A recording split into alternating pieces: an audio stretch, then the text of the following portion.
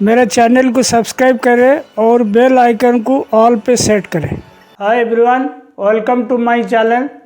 आज हम rim frame का जो डिटेंशन के बारे में बात करने जा रहे हैं।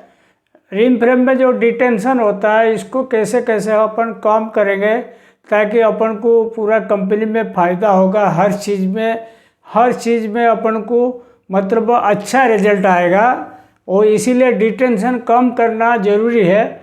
और डिटेंशन का कौन सा हेड में कैसे कैसे आप डिटेंशन बचा सकते हो, उसका अपन डिस्कशन करेंगे। सबसे पहले तो देखिए डिटेंशन कितना प्रकार के है। सबसे पहले देखिए एक मेंटेनेंस फॉल्ट है। मेंटेनेंस फॉल्ट मतलब चलते चलते मशीन कोई पार्ट टूट गया, कोई ब्रेकडाउन हो गया, कोई बेल्ट कट गया, मशीन मतलब बंद हो गया, वो फॉल्ट होता है। और दूसरा चीज़ होता है इलेक्ट्रिकल रिपेयरिंग, मतलब चलते चलते मशीन में कोई इलेक्ट्रिकल फॉल्ट आ गया, कोई तार कट गया, कोई फ्यूज उड़ गया, कोई इलेक्ट्रिकल के कारण किसी भी प्रकार के कोई सेंसर फॉल्ट आ गया, कोई भी फॉल्ट हो सकता है, वो वाला फॉल्ट है। और वो शेड्यूल मेंटेनेंस में आप कैसे बचत करोगे, समझ लो आपकी रिम फ्रेम का सफाई का 3 घंटे का स्टैंडर्ड है, बड़ी मशीन है तो 3 घंटे में परफेक्ट देना चाहिए। वो सारी पॉइंट के लिए मैं बताऊंगा एक एक करके, आप खाली हेड लिख लीजिए। उसके बाद देखिए प्रेशर डाउन मतलब रिम फ्रेम में जहाँ पे कंप्रेस्ड एयर लगता है, कभी कभी प्रेशर डाउन होता है, क्या कारण से होता है, क्यों होता है, उसका पूरा स्टडी करना हो। प्रेशर डाउन बिल्कुल कैसे ना हो इसको देखना। प्रेशर डाउन होने से बहुत दिक्कत हो जाता है। उसके बाद देखिए RH प्रॉब्लम, कभी कभी रिम फ्रेम का, ये सारी चीज़ रिम फ्रेम का बता रहा हूँ मैं। कभी कभी RH का प्रॉब्लम हो जाता है, जैसे आपके स्टैंडर्ड RH समझ लो कॉटन प्लांट में 48 से 52 तक है। अगर RH कभी कभी देखो मतलब सप्लाई फैन चालू है, पंप बंद हो गया, पंप ट्रिप हो गया, तो उसमें क्या RH अचानक डाउन हो जाएगा, फिर फ्लाई उड़ने लगेगा, ब्रेकेज होगा, वो भी सब दिक्कत है। मतलब RH का प्रॉब्लम आने से भी डिटेंशन होता है। पावर कट होता है, देखो कभी कभी मतलब सडनली हो जाता है, कभी कभी बता के काटता है पावर, तो सडनली हो जाता है, उसमें बहुत सारी लॉसेस होता है। साइड कट हो जाता है, ये होता है, स्लॉब मशीन वगैरह रहता है, साइड कट हो जाता है, ब्लोअर कार्डिंग वगैरह, ये सब जाम वगैरह भी हो जाता है। तो बोल के पावर काटेगा, जैसे बोर्ड वाला बताएगा कि हम इतना बजे पावर काटेंगे, तो उसी हिसाब से आप प्रिकॉशन ले लोगे, तब जाकर ठीक रहेगा। उसके बाद देखो लेबर शॉर्टेज भी बहुत बड़ा इशू है। लेबर शॉर्टेज जब होता है, उसको कैसे लेबर शॉर्ट कम होगा, उसके लिए प्रयास करना जरूरी है। उसका भी आपको हर चीज़ का मैं टिप्स दूंगा, कैसे कैसे इसको कंट्रोल करेंगे। बैक स्टॉप शॉर्टेज मतलब पीछे का मटेरियल का कम होना। रिम फ्रेम के लिए बैक जो सिंपलेक्स का मटेरियल कम पड़ने से क्या होता है, रिम फ्रेम खाली चलता है या बंद करना पड़ता है, वो भी लॉसेस होता है। लॉट चेंज काउंट चेंज जैसे करेंगे, जैसे minimum lot change count change हो, उसका प्रयास करें ताकि अपन को डिटेंशन बचेगा। उसके बाद देखो रिंग ट्रबलर चेंज, ये शेड्यूल रिंग ट्रबलर चेंज होता है, जो अपना जैसे कोई रिंग ट्रबलर 6 दिन में करते हैं, कोई 10 दिन में, कोई 15 दिन में, अलग अलग रहता है मैन्युफैक्चरर के हिसाब से, काउंट पैटर्न के हिसाब से। तो वो रिंग ट्रबलर चेंज में भी अपन कैसे बचत करेंगे, उसका भी अपन को आपको बताएंगे। ये सारी पॉइंट लिखने के बाद उसमें अपन को मतलब देखो फ़ायदा क्या क्या होता है इसमें। अगर ये डिटेंशन बचाएगा, सबसे पहले इंक्रीज ऑफ प्रोडक्टिविटी, अपना प्रोडक्शन रेट बढ़ेगा मशीन का। Increase machine efficiency and utilization, machine efficiency बढ़ेगा, यूटिलाइजेशन बढ़ेगा। यूटिलाइजेशन मतलब मशीन का डाउन टाइम कम रहेगा, तो वो अपने लिए फ़ायदा है। लो वेस्ट जनरेशन, समझ लो ब्रेकडाउन वगैरह कम होगा, साइड कट होगा, कोई बटन स्लॉप अप हो गया, कोई टॉप स्लॉप अप हो गया, कोई रिंग कट हो गया, ये सारी चीज़ का लॉसेस कम हो जाएगा। लो वेस्ट जनरेशन हो जाएगा। लो लेबर कास्ट, वेस्टेज कम होगा, एफिशिएंसी बढ़ेगा, यूटिलाइजेशन बढ़ेगा, अल्टीमेटली अपन की मतलब धागे का रेट अपन को अच्छा मिल जाएगा, कॉस्टिंग कम बैठेगा, मतलब लेबर कास्ट कम लगेगा, तो कंट्रीब्यूशन बढ़ जाएगा। लो मेंटेनेंस कॉस्ट, अगर ब्रेकडाउन कम होगा तो अपन को स्पेयर पार्ट्स भी कम लगेगा, स्पेयर पार्ट्स कम लगेगा तो कॉस्टिंग भी कम हो जाएगा मेंटेनेंस के बारे में जो। उसके बाद मोर प्रॉफिट, ये सारी चीज़ कम हो जाएगा। ये सारी चीज़ जो पता है ये जब कम हो जाएगा तो कुल मिलाकर अपन को प्रॉफिट होगा। उसके बाद टाइमली डिलीवरी ऑफ कंसाइनमेंट। समझ लो एक मशीन में आपके स्लैब का माल चल रहा है, वो मशीन ब्रेकडाउन हो गया, वो सुबह कंटेनर जाना है तो आपकी फेल हो गया ना डेट। ये इसीलिए ये मेंटेनेंस ब्रेकडाउन हो, इलेक्ट्रिकल ब्रेकडाउन हो, कोई भी ब्रेकडाउन वगैरह हो, ये 10 पॉइंट में कुछ भी हो, उसमें अगर होता रहेगा ज़्यादा तो टाइमली डिलीवरी नहीं दे पाओगी पार्टी को डिलीवरी टाइमली नहीं दे पाओगी। आपकी एक विश्वास होता है जो पार्टी का आपके ऊपर, वो टूट जाता है। वो इसीलिए टाइमली डिलीवरी देना भी ज़रूरी है ग्राहक को बचा के रखने के लिए। No accumulation of finished good. Warehouse में अगर मटेरियल जमा होकर रहता है वो भी बहुत बेकार है।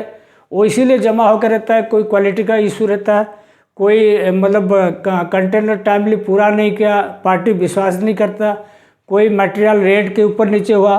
कुल मिला के ये फिनिश्ड मटेरियल अगर अक्यूमुलेशन होकर रहता है ना गोडाउन में, वो बहुत ख़राब है। लो सेकंड क्वालिटी जनरेशन। अगर आपकी मेंटेनेंस इलेक्ट्रिकल टीम वगैरह बराबर चला, सब कुछ बराबर चला, तो आपकी सेकंड क्वालिटी जो होता है, ख़राब माल जो होता है, जैसे कोई रिंग टच हो गया, ये हो गया, लो टिपाई हो गया, मेंटेनेंस ख़राब रहेगा, लो टिपाई भी हो जाएगा, सेकंड क्वालिटी का जनरेशन भी कम हो जाएगा। और लो ओजेस पर केजी। जब सारी चीज़ बढ़िया हो जाएगा, अल्टीमेटली 1 केजी माल बनाने में जितना ओजेस लगता है, मैन पावर का जो खर्चा होता है लेबर का, वो कम हो जाएगा। कुल मिलाकर इसमें ये सारी चीज़ फ़ायदा मिलेगा। अब चलते एक एक पॉइंट डिस्कशन करेंगे। मेंटेनेंस फॉल्ट के बारे में बता रहे हैं। जैसे कि आपकी शिफ्ट ऑफिसर रहते हैं, इनको एक डुप्लीकेट बुक दीजिए। मेंटेनेंस फॉल्ट जैसे ही होगा तुरंत टाइम डाल के मेंटेनेंस फोरमैन सुपरवाइजर को जमा करने का, रनिंग फिटर को, कि ये मशीन बंद पड़ी इतना बजे से, और वो आके अटेंड करेगा। जब चालू करेगा वो टाइम डाल के साइन करके जाएगा, इतना घंटा बंद हुआ। वो मेंटेन करना, वो रजिस्टर में भी लिखने का। और मेंटेनेंस का देखो डिटेंशन कैसे निकालते हैं। जैसे टोटल रिम फ्रेम समझ लो 20 मशीन हो गया एक मिल का, तो टोटल वर्किंग आवर कितना हो गया, 20 × 24 घंटा एक दिन का है, तो कितना हो गया, 480 घंटा हो गया एक दिन का वर्किंग। तो टोटल वर्किंग आवर मंथली कितना हो गया, 30 दिन का। एक महीने का एवरेज पकड़ लो, 30 दिन का पकड़ो तो 14,400 हो जाएगा। ये मतलब वर्किंग आवर इतना घंटा महीने का है टोटल। तो समझ लो आपकी मेंटेनेंस फॉल्ट जो डिटेंशन ऐसे लिखने का, देखो डेट, शिफ्ट और आवर, और यहाँ रीजन भी लिख सकते हो आप, क्या कारण से हुआ, ताकि मालूम पड़े कोई रिपीटेड रीजन तो नहीं आ रहा है, कोई मशीन रिपीट तो नहीं हो रहा है, वो मालूम पड़ जाएगा। जैसे शिफ्ट लिख दिया, टाइम लिख दिया, ऐसे पूरा मंथ एंड तक लिख दिया। समझ लो ये 31 तारीख तक लिख दिया, 31/12 तक लिख दिया मंथ एंड तक, तो ये आपकी समझ लो हो गया 34 घंटे का टोटल डिटेंशन हुआ। उस महीने में टोटल 34 घंटे का डिटेंशन हुआ। जो 34 घंटे का डिटेंशन होगा तो इसको कैसे निकालेगा, देखो 34 डिवाइड बाई 480 इंटू जो 30 है, मतलब 14,400, वो लिख देने का इंटू 100% के लिए। तो ये 0 0 कट गया, ये 0 कट गया, ये 0 कट गया, ये 0 कट गया, ये 0 कट गया, तो टोटल कितना, 34 डिवाइड बाई 48 इंटू 3, मतलब 0.23% ब्रेकडाउन लॉसेस आया। अपन को ये कम करना है। कम करना है तो इसका आपको पूरा रजिस्टर में लिख के रखना पड़ेगा, ताकि आपको मालूम रहेगा कौन सा मशीन फ्रिक्वेंटली ब्रेकडाउन हो रहा है, और कौन सा कारण अपन को ज़्यादा लॉसेस दे रहा है, वो आपको मालूम पड़ेगा। तो इसको हाईलाइट करके इसको सॉल्व करने का। और ये जो ब्रेकडाउन है, ये जो रजिस्टर होता है कंप्लीट हो जाता है, वो डेली मेंटेनेंस और प्रोडक्शन का हेड तो साइन करेंगे, मंथ एंड में रिपोर्ट निकालने का कितना % ब्रेकडाउन लॉसेस गया। उसी हिसाब से देखो मेंटेनेंस क्लीनिंग का जो लॉसेस है, समझ लो आप 20 दिन में एक बार फ्रीक्वेंसी रखा, मतलब एक रिंग फ्रेम 20 दिन के बाद सफाई होगा तो 20 दिन में एक रिंग करेगा, तो ये 20 दिन में 20 मशीन कवर हो गया। फिर 1 नंबर से फिर चालू होगा, 1 से 10 तक जाएगा, तो समझ लो टोटल 30 क्लीनिंग पड़ेगा। 30 मशीन का क्लीनिंग हुआ 30 डेज में। वो एक दिन जो लास्ट में बचता है वो हाउस कीपिंग में रहता है, मतलब साफ सफाई, गियर का रख रखाव, मतलब कुल मिला के वो एक दिन मेंटेनेंस रूम वगैरह सही करने में लग जाते हैं। तो 30 क्लीनिंग का 2 घंटे का एक क्लीनिंग मान लो, 2 घंटे में अपन सफाई देते हैं, तो टोटल कितना हो गया, 60 आवर हो गया। तो 60 आवर के ऐसे ही जैसे ये निकाला ना, ऐसे ही इसको क्लीनिंग डिटेंशन भी निकाल सकते हो। 60 डिवाइड बाई 480 इंटू 30 इंटू 100, तो वो भी ऐसे 0 0 कट गया, 0 0 कट गया, तो 60 डिवाइड बाई 48 इंटू 3 मतलब 0.41% हो गया। तो ये दोनों मिला के कितना हो गया, 0.64% हो गया मेंटेनेंस साइड का।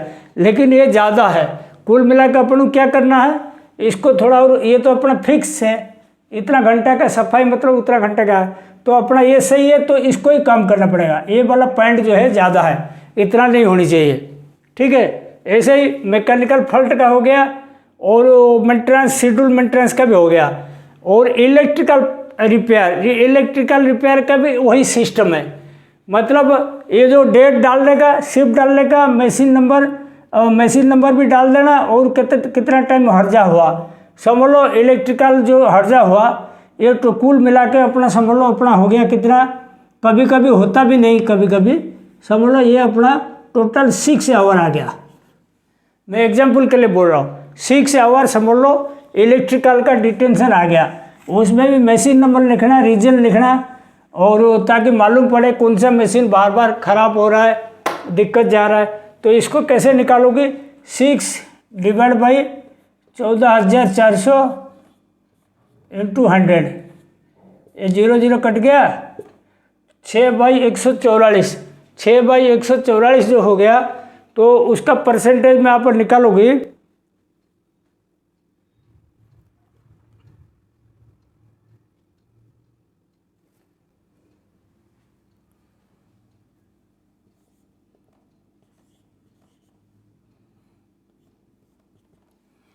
.041% हो गया। तो इलेक्ट्रिकल का भी मेंटेनेंस का, जैसे इलेक्ट्रिकल का भी ऐसे मेंटेन रखने का, इलेक्ट्रिकल का जो चीफ इंजीनियर है उसका साइन करने का मंथ एंड में, और डेली भी कराते रहना। कोई हाईलाइट प्रॉब्लम होगा, हाईलाइट डिटेंशन होगा, इसको तुरंत ऊपर वाला को बता के इसको अटेंड करवाना। ये हो गया आपकी मेंटेनेंस इलेक्ट्रिकल का, ये सब डिटेंशन का जो लफड़ा है। और उसके बाद देखो प्रेशर डाउन भी एक इम्पोर्टेंट चीज़ है। ये क्या क्रिएटेड बाई वर्कर्स, मतलब बैड हैबिट के कारण होता है। प्रेशर डाउन कैसे होता है आपको बता दूँ। एक बार समझ लो आपकी शिफ्ट चेंज हुआ, तो धागा मिल में एक ये रहता है, शिफ्ट चेंज हुआ, सब लड़का अपना कपड़ा वगैरह साफ करने के लिए एयर प्रेशर मार के पूरा टिप टप होके आधा घंटा पहले रेडी हो जाएंगे घर जाने के लिए। तो उस टाइम क्या करना है, प्रेशर डाउन का डिटेंशन कैसे काम करेगा देखो। एक तो हर प्रेशर पॉइंट में जहाँ पे आप पाइप लगा हुआ, वहाँ लॉक एंड की रखने का, ताला चाबी लगा के रखने का। कोई भी मजदूर जाकर इसको खुल के अपने शरीर में ना लगाए। और जैसे कि आपकी कभी सफाई का ड्यू होगा, समझ लो आपके 2 सेक्शन है, ठीक है, यहाँ कारिंग है, यहाँ कारिंग है, एग्जाम्पल बोल रहा हूँ। कारिंग वगैरह क्या होता है, प्रेशर क्लीनिंग होता है। यहाँ ऑटो कॉर्नर है, इधर भी ऑटो कॉर्नर है, तो टाइम बांट दीजिए। समझ लो यहाँ 9 से 10 बजे तक सफाई होगा, यहाँ होगा समझ लो 10:30 से 11:30 तक होगा, ठीक है। इसमें समझ लो अपन 8 से 9 तक कर दिए। इसमें समझ लो 1 बजे से ये 2 बजे तक कर दिए। ऐसे सबकी टाइमिंग रखने का, वो टाइमिंग के हिसाब से आपको प्रेशर पाइप खुल के देने का। सप्लाई के लिए अलग से कंप्रेसर रखना, क्लीनिंग के लिए सफाई के लिए कंप्रेसर अलग रखना। मशीन का साथ जो कंप्रेसर है क्लीनिंग का नहीं रखना, ताकि इसमें जब आपकी सफाई में खुलेगा, समझ लो सफाई में खुलेगा तो ये डिस्टर्बेंस जहाँ होगा नहीं। अगर आप मशीन के साथ रखो, ये टाइमिंग जरूर रखना। समझ लो इस टाइम में इधर खुलेगा, समझ लो एक टाइम में इधर खुल दिया, इधर भी खुल दिया, इधर भी खुल दिया, 3 जगह खुल दिया, तो प्रेशर डाउन हो जाएगा, तो रिम फ्रेम बंद हो जाएगा। रिम फ्रेम में वो 5 kg 4 kg आ जाएगा, 4 kg प्रेशर आ जाएगा, तुरंत बंद हो जाएगा। वो अपन को चाहिए 6.5 से ऊपर, 6.5 7.5 तक चाहिए, इतना kg प्रेशर चाहिए। अगर 3-4 जगह एक साथ खुल दिया तो आपकी रिम फ्रेम बंद हो जाएगा, प्रेशर डाउन में ऑटो कॉर्नर भी बंद हो जाएगा। तो प्रेशर डाउन बचाने का यही 2 तरीका है। सफाई पॉइंट जो है टाइमली खुले, और सफाई का जो कंप्रेसर अलग कर दोगे बहुत बढ़िया है। और बैड हैबिट जो प्रेशर क्लीनिंग जो कपड़ा साफ करते, शरीर साफ करते, वो पूरा रुकवाना। अगर कोई ऐसे आदमी मिलता है जैसे अपना शरीर का ऊपर कपड़ा जो प्रेशर मारता है, कपड़ा के ऊपर मारता है, इसको तुरंत इसको पकड़ के इसको पनिशमेंट देना चाहिए ताकि दोबारा ऐसे हरकत ना करे। प्रेशर डाउन का ये हो गया। उसके बाद देखो आरएच प्रॉब्लम। आरएच प्रॉब्लम क्या होता है, देखो आरएच रीडिंग 2-2 घंटे का देखने का, और आरएच का जो मतलब सफाई के टाइम में उस टाइम में ध्यान रखना। जैसे कोई सप्लाई फैन सफाई लिया, क्लीनिंग में गया, तो दूसरा बराबर चले। ऐसा नहीं कि एक ब्रेकडाउन हुए दूसरा सफाई ले लिया तो आरएच पूरा ख़राब हो जाएगा। और पानी टंकी जो है बराबर मतलब भरा हुआ नहीं है, वो देखना पड़ेगा। और बाहर के मौसम के हिसाब से समझ लो बारिश हो रहा है, आपने सप्लाई फैन चालू कर दिया और डैम्पर खुला कर दिया, बाहर का हवा ले लिया, पूरा आरएच बढ़ जाएगा, साइड कट होने लगेगा। वो कुल मिलाकर आरएच मेंटेन रखना शिफ्ट ऑफिसर का काम है और ह्यूमिडिटी वाला का काम है। और ह्यूमिडिटी वाला का नंबर तो अपने पास हमेशा टिप्स में रखना चाहिए ताकि कोई दिक्कत हुआ तुरंत फ़ोन करके इसको अटेंड करना।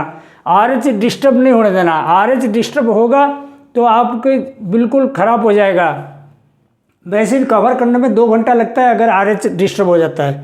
पावर कट, ये पावर कट बताया था, जैसे वो सडनली पावर कट हो जाता है, कोई मतलब साइड कट जाता है, स्लॉप वाला मशीन साइड कट जाता है, या कोई मतलब डफिंग के टाइम में है उसी टाइम कट गया तो साइड कट गया। ये सब चीज़ में क्या करना पड़ेगा आपको, तो पहले पता करना पड़ेगा। अगर कोई पावर काटता है, सिस्टमेटिक पावर कट है, उसी हिसाब से आप मशीन थोड़ा उसी हिसाब से सेट करके रखना। अगर सिस्टमेटिक पावर कट नहीं है तो अचानक कट गया तो आपको लॉस होगा। लेकिन ये जो लॉस होगा समझ लो आपकी मशीन चालू करने में दिक्कत जाता है, साइड कटा या बराबर करने में, जैसे पावर कट हुआ, जैसे 20 मशीन है, 20 मशीन बटन तो नहीं दाब दोगे, एक एक करके चालू करोगे। उस टाइम में क्या करोगे आप, मल्टी स्किल्ड आदमी होना चाहिए आपके पास। मल्टी स्किल्ड आदमी मतलब जो पेपर ट्री में काम जानता है, रिंग में भी जानता है। ऐसे आदमी को क्या करना, पेपर ट्री में पहले नहीं भेज के पहले रिंग फ्रेम में बुला लेना, इनको धागा लगाना पहले से सिखा के रखना पड़ेगा, तब जाके वो धागा जुड़ देंगे, फटाफट 20 मशीन 5-10 मिनट में चालू हो जाएगा। अगर आपके पास कंप्रेसर एक्स्ट्रा है तो डीजी पे कंप्रेसर चालू रखना ताकि ड्राफ्टिंग जोन में एयर प्रेशर बराबर रहे, आर्म लूज ना हो, आर्म का प्रेशर बराबर रहे। आपके पास कंप्रेसर बिल्कुल डीजी सेट में चालू रखना पड़ेगा, चाहे मशीन चालू ना रहे लेकिन कंप्रेसर चालू रखोगे तो साइड कट से बच जाएगा।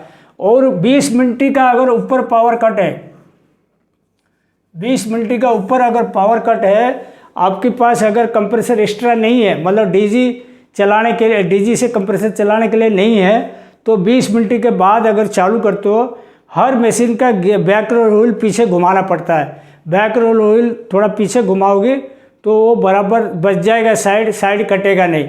तो 20 मशीन का बैक रोल व्हील घुमाने के लिए कम से कम 2-3 फिटर तैनात रहना चाहिए कि पावर आ गया, बैक रोल व्हील थोड़ा पीछे घुमा दीजिए, दोनों साइड का, साइड नहीं कटेगा, वो ध्यान रखना। पावर कट से ऐसे ही डिटेंशन बचत होगा। ऐसा नहीं कि पावर कट है, आपके फिटर फोरमैन सब लंच चले गए तो चालू करेगा, सब मशीन साइड उठ जाएगा। कभी ऐसा पावर कट होता है, फिटर फोरमैन को 3-4 जनों को 3-4 सेट स्पानर दे के रेडी करके रखना पड़ेगा।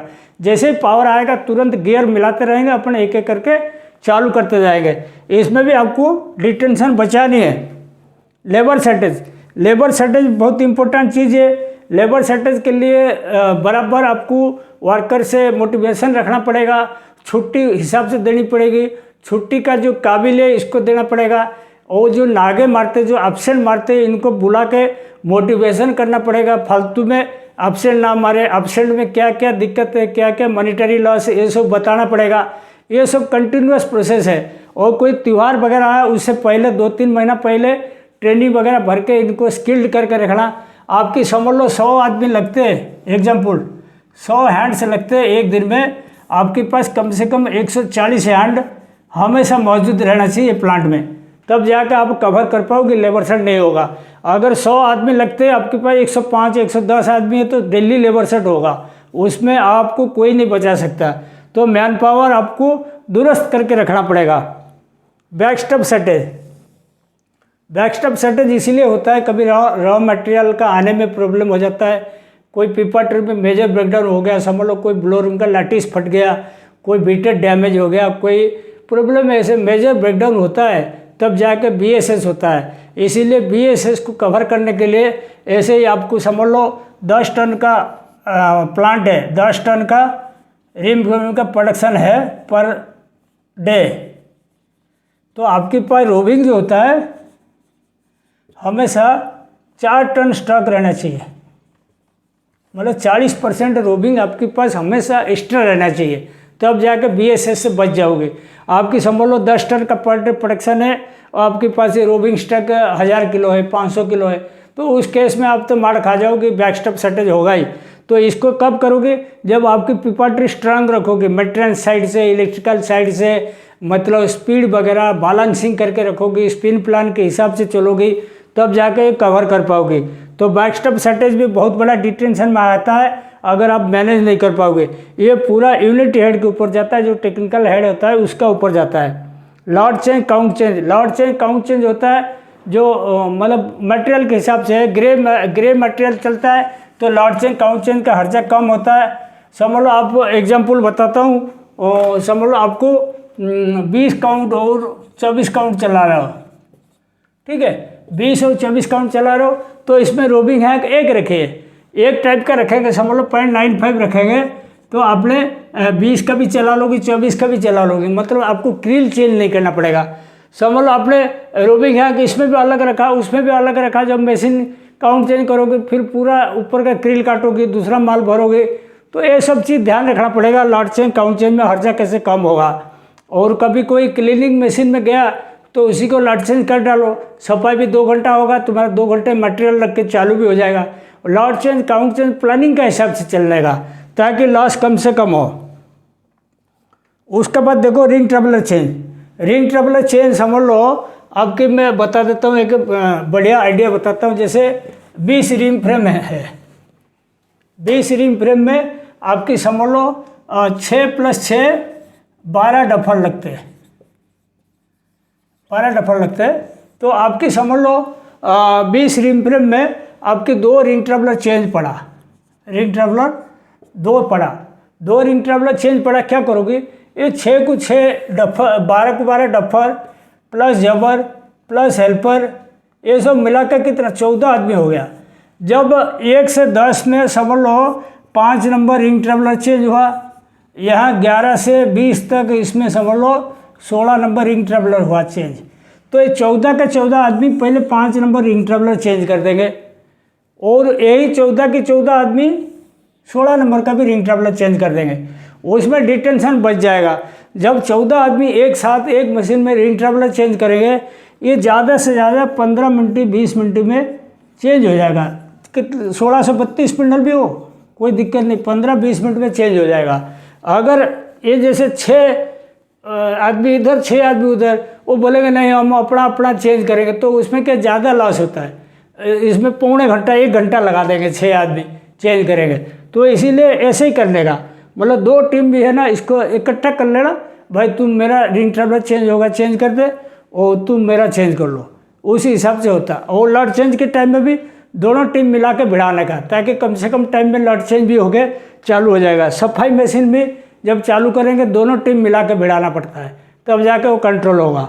तो कुल मिला के ये सारी 10 पॉइंट जो लिखा ना, इसको कोई मतलब फॉलो कर लेगा बढ़िया से, तो उसका मैं गारंटी देता हूँ, मतलब डिटेंशन बिल्कुल मिनिमाइज हो जाएगा, और मेल में सारी चीज़ सही रहेगा। मतलब जो पॉइंट सब लिखा था ना, efficiency, utilization, productivity, labour cost, maintenance cost, सब कम हो जाएगा, और मिल अच्छा दिशा में जाएगा। और ये वीडियो आज इतना में मैं समाप्त करता हूँ। Thank you.